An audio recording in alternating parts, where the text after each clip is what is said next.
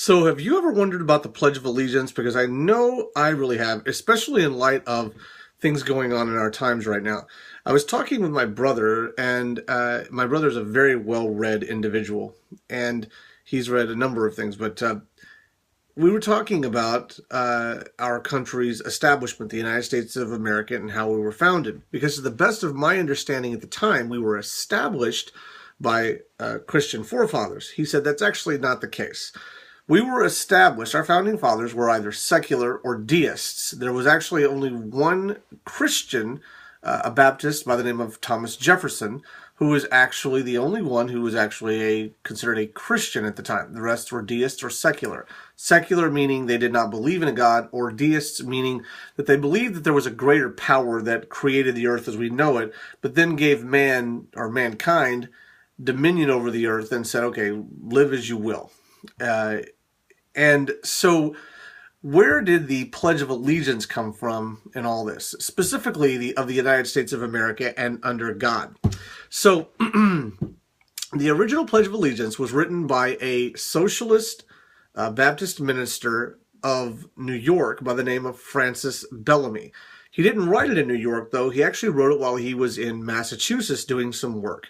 He wrote it for a circular, a circular called the Youth's Companion, which was a patriotic circular at the time. And he wrote it, and it did not include, it said, I pledge allegiance, but it did not include of the United States of America. It did have to the republic for which it stands, one nation, indivisible, with liberty and justice for all. Originally, actually, we all know that the Pledge of Allegiance has been done with your right hand over your heart. Originally, it was actually a salute. And in 1923, excuse me, in 1923, the of the United States of America was added to it. In 1954, in response to communist efforts, I'll get that word out eventually, and specifically the Cuban Missile Crisis, Dwight Eisenhower encouraged the Congress to add under God to the Pledge of Allegiance in order to, in order to separate us from, in order to acknowledge to the people of the world, our citizens as well as people of the world, that we were acting under a greater power than government. We were acting under a greater force in the universe, whereas communists believe that the greatest force and the greatest power is government itself. So it's really interesting when you think about it that we are now some 60 plus years later, and we are now engaged in conversations with Cuba, which is still a communistic country.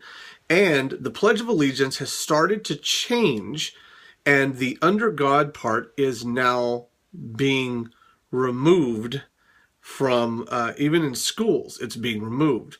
So it makes you wonder, are we becoming more of a, oh, and by the way, the part where you put it over your heart was added when the God part came in, to put your hand over your heart, your right hand over your heart, to acknowledge that you were pledging your allegiance to the United States of America and to the republic for which it stands, one nation under God, even though it's my left hand.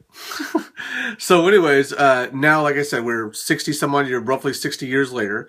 We're in talks with Cuba, which is still a communistic country, and changing our relationship with them, and under God has started to disappear from the Pledge of Allegiance.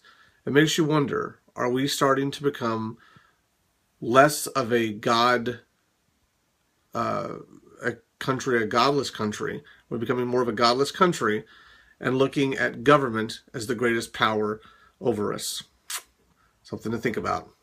Blessings to you all.